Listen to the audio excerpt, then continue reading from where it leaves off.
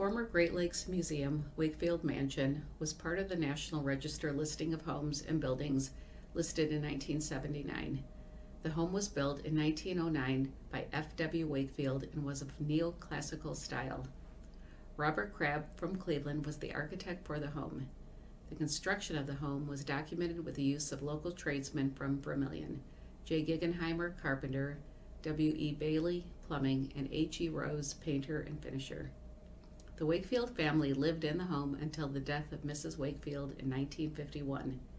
After her death, the sons established the house as a marine museum in memory of their parents under the aegis of the Great Lakes Historical Society. In the 1960s, an addition was made to the house for the museum, and in 1972, the property was donated to Bowling Green State University. The structure was raised in April of 2021 to make way for a park.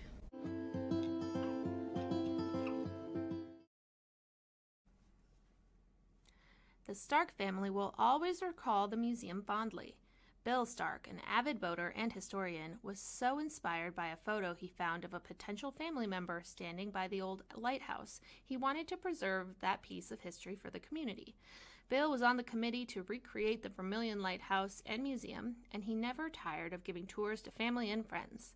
He and his wife Nancy had their wedding reception at the museum on March 1st, 1980, and continued to hold special family events there, including the marriage of son and daughter-in-law Greg and Eve Stark on October 25, 2003.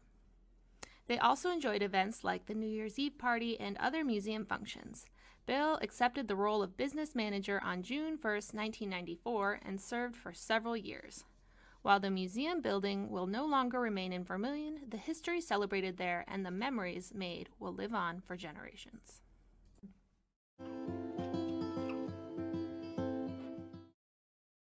I worked at the Wakefield Mansion all throughout high school. I used to clean the third floor, Captain Inch's quarters.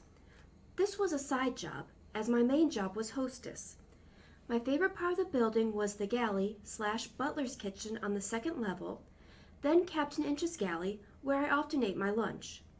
Many people were unaware, but the third floor was open and huge. It was used for dances in the past.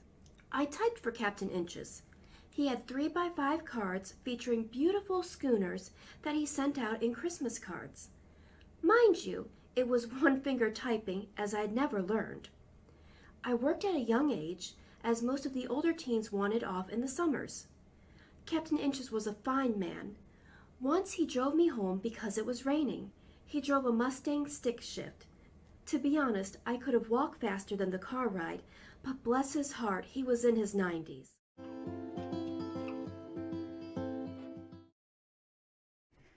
My connection with the Wakefield Mansion, or Great Lakes Marine Museum, as I remember it being called, began with my being hired as a hostess by Captain Inches, a retired Great Lakes captain who was the curator of the museum. Captain Inches was small in stature, always wore a three-piece suit, and spent many hours organizing the library on the third floor. He and a priest from the Detroit area published a book on sailing vessels. He was originally from Cleveland and lived in the mansion. He had such a stately presence. I worked all through the summer months and then weekends during my high school years. My job was to greet visitors and have them sign the large guest book and answer questions as best as I could. I was paid 80 cents an hour, and after a time, Captain Inches gave me the job of assigning working hours for myself and the other hostesses. Of course, no extra pay, just the opportunity to handpick my own hours. My favorite room was the Vermilion Room, which held memorabilia and stories and pictures from Vermilion area. There were so many cases housing beautiful, intricate ship models all through the other rooms, as well as beautiful ship's wheels and brass compasses. One of my favorite stories revolves around the egg roll that my high school club initiated in 1962 and continued in 1963. At a club meeting, it was suggested that we do something for the community, and an egg roll was decided upon. We asked Captain Inches for permission to hold it on the museum front lawn, which he gave, providing we reserved 1 or 2 dozen eggs for him to walk about and set an egg or two out for the very smallest children to find. We then solicited donations from the local merchants and purchased dozens of eggs. Since my mom, Flora DeLong, had a large kitchen and lots of large pots, we cooked the eggs and dyed them there. We did have a small amount of cash left over, so we taped nickels, dimes, and quarters to a few of the eggs. Schwenson's Bakery donated coupons for their lovely lamb cakes, which we also taped to some of the eggs. I believe the chamber took over the egg roll after I graduated. A side story.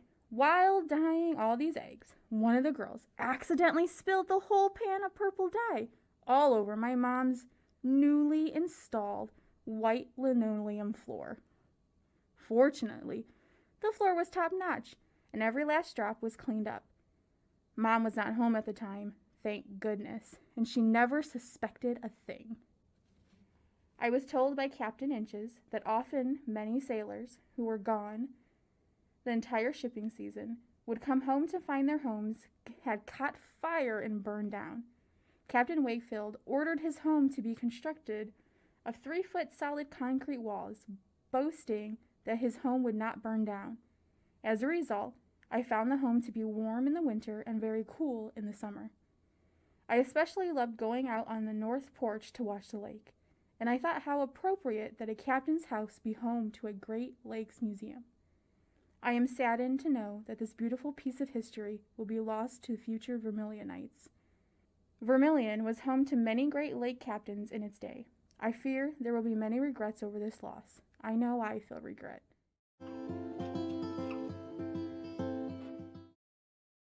My name is Eileen Bear Weichel Darby. I grew up in Vermilion, a member of the Vermilion High School graduating class of 1945. Marion Stutz was a classmate and friend.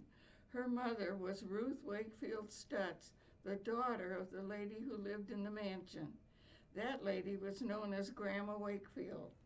She allowed the children in town to enjoy sledding down the south side of the mansion landscape. It was a real thrill to get a push to fly down the hill and onto Main Street with total abandon. Not a car dared enter there after a winter snowstorm. One Saturday afternoon, Marion called our city girl classmates together for a sledding party. After about 2 hours of sledding and gaiety, Grandma Wakefield invited us into the beautiful mansion to get warm and drink hot chocolate with her. Whenever I have passed the mansion through my 94 years, I have recalled that wonderful experience with admiration for a lovely lady.